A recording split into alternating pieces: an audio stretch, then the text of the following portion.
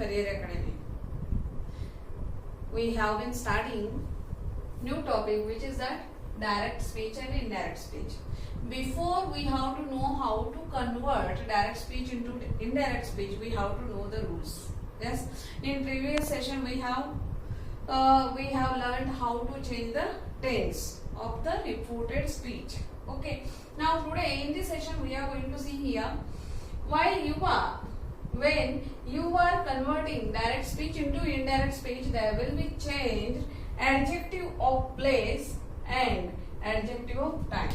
Okay. Now look at here, I have written here some adjectives. Here are adjective of time and adjective of place. Okay. Regarding place means adjective of place, and regarding time means adjective of time. Now look at here. If here given in the direct speech, these adjectives, then which words you have to change in indirect speech? Now look at here. This becomes that. Okay. These, those. You have to by heart these, or you have to understand. Okay. Here, there, now or just. It's change, then. Okay. Ago, before. Thus, so. Okay. Now here, last, the previous. Last, the previous.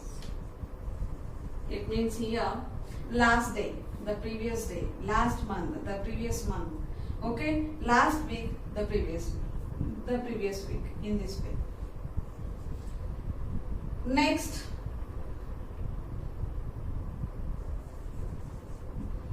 the following day, the following. Next means the following. Okay, the following.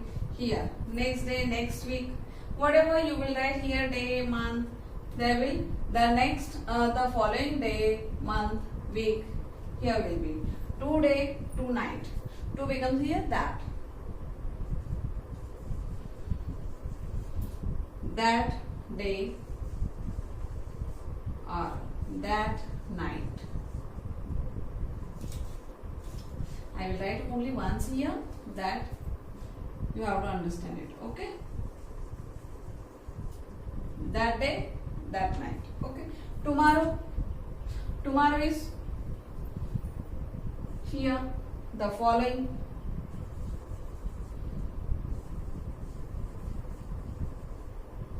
Tomorrow means here, the following. Okay. Now yesterday, the previous.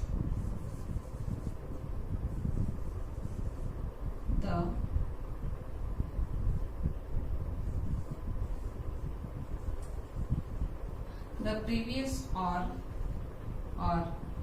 the day before. I have to write where? I will write here only. Okay.